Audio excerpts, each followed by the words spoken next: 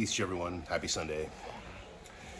So I'm here in my garage working on basically a Scottish targe with southeastern designs. I like this one in particular. It has a lot of cultural relevance to it, actually. But I'll explain that later once I've finished painting it.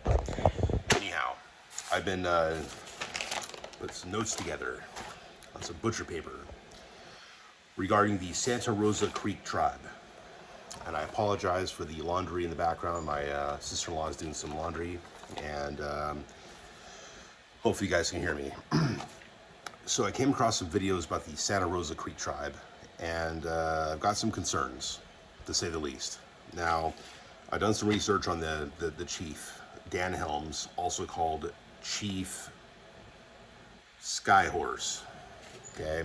I want that name to sink in for a second, because horse is not a clan among the Muskogee people.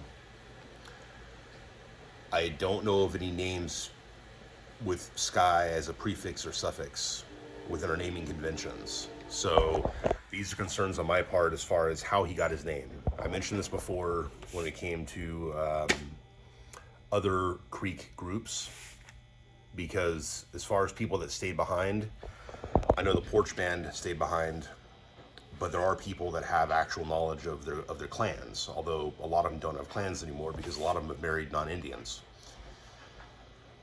And it's obvious in their kids. So you got the Tama Band, which is a similar lineage to the Porch Band, as I understand it. And I have a friend who's part of them, and they have some ceremonial stuff going on, which does echo back to the old stuff. Okay. He has a better working knowledge of stuff that I've either experienced or read about from Oklahoma than maybe some of these other individuals that, like I said, are questionable. So Santa Rosa Creek Tribe, I think they're in Florida, and actually, yeah, they're in Florida. I think they met with Ron DeSantis and everything else. So I saw a couple videos on them yesterday, and I watched an interview about, Dan Helms this morning. Now, I don't want this thing falling over. I just wanted to show you guys. It's not in a very stable space. Anyway, I was watching some videos on the powwows they have. Now, pretendingism is a very real thing, and Indian country today is really focusing a lot on that, because there's no shortage of pretendians that are stealing the identities of other tribes and passing themselves off as Indians when they're really not. And some of these people get state recognition. They don't get federal recognition. This group does not have federal recognition, and I think there might be a few reasons for that. Now, again, I'm not bringing into question the ancestry of Mr. Dan Helms himself. He claims to be a descendant of Sahoy. According to the interview we had, he traced back 12 generations. That's kind of a lot, and you could literally only do that if you had mixed blood ancestry. Like, you can't trace that far back otherwise. In fact, even then, you must have multiple generations where people were having kids at the age of 20, like 18 to 20, repeatedly from generation to the next, to even have that many generations back. Okay, I can trace back to Chief Benjamin Perryman, who would have been, his birth would have been coincided with around the lifetime roughly of Sahoy the first or second. So that's my mother's father's mother's father. That's 7 generations. My mom was 35 when she had me. Okay, I was like 36, 37 having my son. Okay, so, but my great grandma was like 25 having my grandma. So, I mean, it really varies. So to be able to trace back 12 generations, and this guy's at 50 plus years old, he learned about his heritage. He's probably older now. Like, he looks like he's in his mid to late 60s. So for him to trace that many generations, we're dealing with people having kids very young. Okay. Here's the thing. If a genealogist traces lineage back to the Sahoy line, it's probably true. I'm not questioning that. So that means he is of Muskogee lineage, even though the DNA showed zero native lineage. DNA is not perfect. It's telling me that I'm 6%, and I'm definitely a lot more than that. Okay? Well, by a lot, I mean I'm at least like double that amount. Okay, so DNA is not perfect. But, yeah, anyhow. So this guy might really be like 99.9% white, for all I know. I mean, supposedly his family, he says like his great grandma did some little bit of medicine for people using herbs and whatnot. It doesn't mean it was traditional medicine in the historical Muskogee sense. Like she may not have been a Hilashaya, I don't know. Like I don't think he really knows. But I listened to the interview and I watched the powwow videos. The powwow videos are very, very pretendian-ish. The powwow that they have has nothing to do with Muskogee culture at all. Like the style of singing, not Muskogee. The style of dance, not Muskogee. The clothing, not Muskogee. It's generic Native American powwow stuff, which really goes back to other tribes, like probably Navajo and others. It's not really something that's, it's not what the Muskogee people did. And see, here's the thing. It's like they say once you see something, you can't unsee it. Once you know something, you can't unknow it. For me, that's how it is when it comes to Muskogee culture as opposed to powwow culture. You see, I used to go to powwows as a kid. I went to the honoring of the elders, the Ohlone honoring of the elders in Mount Madonna, Watsonville. It was cool, and they had other tribal members that went up there. There was some old Cherokee guy doing stomp dance, which looking back now, yeah, it's the same type of stomp dance that you see Creek and Cherokee people doing today and historically. So, and yeah, so I mean that does, like powwows are cool, but then you have people that go to powwows to get their Indian names and who go there to get in touch with their culture. The problem is the powwow is not the place to do that. You got to go to the tribe. You got to go to the tribe. Now, Mr. Denhelm says that there's individuals who have traditional knowledge, but then he talks about things like, for like some funeral thing or funeral home, they did some smudging. And I'm like, well, Muskogee people didn't really do smudging with sage. That's kind of, I came across that on one of the Facebook groups recently. Someone's like, how do we properly use sage, as Muskogee people? And it's like, no, we don't do that. That's not what we did. We had different, medicines. And so, and again, I'm not going to sit here and pretend that I'm like the most knowledgeable about all that. Because I'm not. I wasn't raised in the medicine tradition. I wasn't raised in the ceremonial grounds. I wasn't. So I'm going to be honest. I'm like many other people who've had to regain some of their heritage. But I've also gone back there and I've seen people that are full-bloods know less about the heritage than I do. I've gone back there and talked to people who have an obvious knowledge of these things. And, who've gone to ceremonial grounds since they were kids. And so, like, they know what clans they are. I know what clan I am. I had to verify that by kind of doing my own detective work, as I might have explained in a previous video, but I know what clan I am. I know how clans are passed from mother to child. I know all that stuff. I understand the tribal towns and how they also, generally speaking, pass from mother to child, unless the mother's not Indian, in which case, back in the old days, a tribal town was a physical living location. And if your dad was Creek and your mother was married to him and they lived there, well, then you would have naturally belonged to that tribal town, okay? Because it was also a place of residence. Now, your place in the town would be questionable because where you sit at the ceremonial grounds is determined by what clan you belong to, and that changes from town to town because not all towns have the same dominant clan. Anyways, I've gone over this stuff before. Why I bring that up now, it's because I do have a working knowledge of some of the stuff, just because I've done a lot of reading from the best sources. I've talked to actual people who've lived some of this stuff, and I keep my ears to the ground online about these things from people who actually, know about this stuff. So that's kind of how I'm able to verify that some of the things that exist in Swanton actually are real, that he recorded them properly, because some of the stuff has happened today, and likewise, because they're happening today, that also kind of, verifies, Swanton kind of verifies them, they kind of verify Swanton anyway. And this is Oklahoma Creeks. I'm not talking about either Florida or the current Alabama Creeks, many of whom have, as I understand it, had to gain knowledge back from us from Oklahoma. Okay. Oh, yes. It's okay, babe. Okay, I'll be right there. Thank you. So, gotta eat some breakfast. But, so the concern I have is, okay, so it's obvious that Chief Dan Helms knows some Muskogee language now. Like, at least, how to say his name, how to not say goodbye, but, Hadam Chi Chaklis, okay? Like, he knows some words, and that's good. I mean, he admits that he learned this stuff later in life. And I'm not fluent in the language.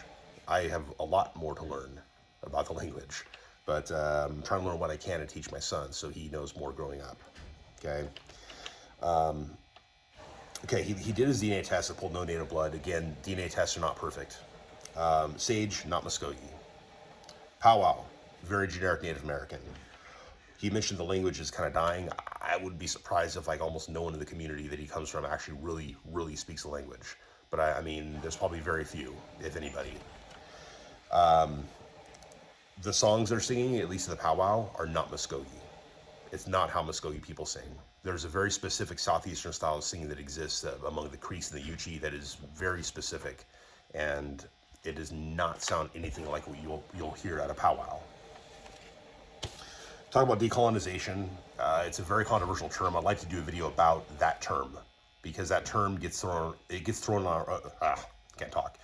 It gets thrown around a lot, and I think that we need to be careful how we use that term, and how much we focus on the idea of decolonization. Because, we all like driving cars and using cell phones, and that's all white man culture.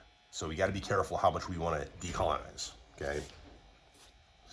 But that's just me, that'll be a rant for another day.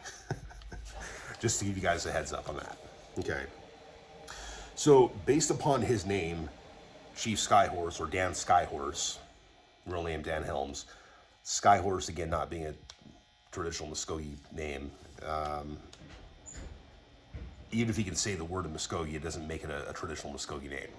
There's a difference between translating something a name that you've been given in English back into Muskogee versus having it be a Muskogee name that you translate into English.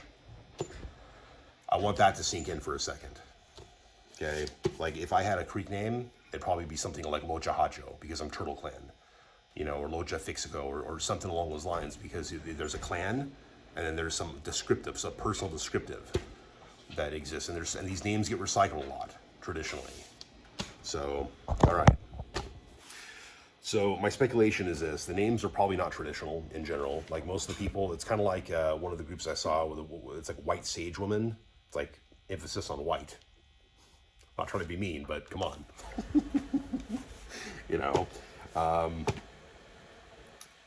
There's some other names that it just didn't really, they don't line up. Now, I'm not saying that Muskogee people can't practice powwow stuff too. I know people that do, but there's a difference between that and the traditional stuff that we did before the powwow culture existed. Okay, the powwow, again, my speculation is that okay, they probably have no traditional names, probably because most of them probably don't know what clan they belong to, or even if they could belong to a clan, because your clan goes from mother to child. That's traditionally how it's done. I mean, you can claim your father's clan, but really you belong to your mother's clan. That's how it's been traditionally done for ages, okay? I wouldn't be surprised if among these descendants of the Muskogee people, you have the overwhelming majority are probably non-clanners or no clanners, as the Seminole tribe. I think the Seminole tribe of Florida uses that term. No clanners, meaning their natural lineage is not, Muskogee. And when that happens, the naming convention can automatically change. You could have a name like Itawahacho, town, town excitable. Excitable is Hajo, right? Crazy, recklessly brave, excitable. Italawa means is town. Well, you live in the town, but you don't have a clan, right? Like names like that can pop up a little more frequently, or something that is not related to a clan could start popping up if if the conventions are being done properly to the best of their ability. I don't think that's happening here. Okay, I don't think it's happening at all, to be honest. So, my understanding is that the Santa Rosa Creek Tribe, there's a ceremony where they're being recognized as federal recognized, but it's more like a state recognized thing.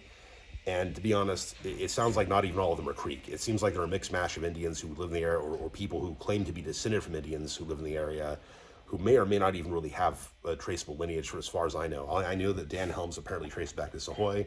If he can make that claim legitimately, then he is Creek. No matter how mixed, no matter how, like, disconnected he's been from his heritage, he is still Muskogee if that's the case. And anyone who can make a similar lineage-based claim, it doesn't matter if the DNA says, it doesn't matter what they look like, they can still make a legitimate claim of being Muskogee people. But culturally speaking, what's happening at Santa Rosa, what they're showing now, I don't know if they have any kind of ceremonials that are done privately that are actually traditional stuff. Do they have a green corn? Do they actually sing the traditional way at the private ceremonials? Or is the powwow pretty much what they do? Because if the powwow is what they do, then their stuff isn't Creek. It's not. Their stuff, the culture they're practicing is not Creek, if that's the case. And as far as I can tell, like the only person that's anything, like, you know, that seems Creek would be, I mean, okay, some of them are wearing historical clothing, but anybody could be an historical reenactor.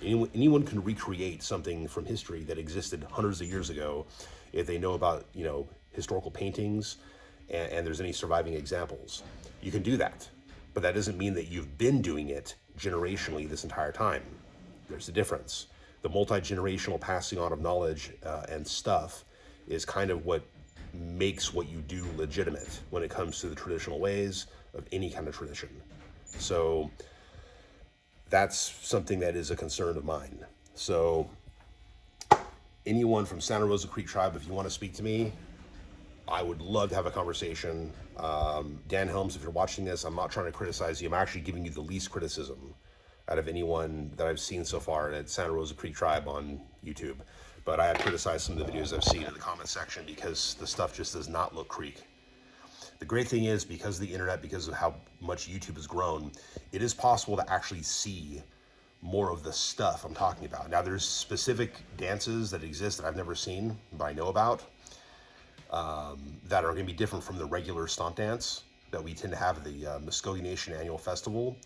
But even just that basic stomp dance is something that it's easy to see online. And if even that bare bones aspect does not exist among the culture being practiced by the Santa Rosa Creek Tribe, then something's wrong, and something's just not adding up. It kind of makes you guys look like pretendians, and I don't mean to be unkind by saying this, but that is an issue, and there are people making claims of your pretendianism on the internet. I've seen it. So if you want to dispel the claims, if there's anything else that you guys have that you're not showing the general public, I'd love to know. I'd love to have a conversation. That way I can not make a redaction, but make a clarification to this video. So anyways, hope everyone's doing well. Hope to, you know, have more information for you guys in the future about this. All right. You guys have a great day. But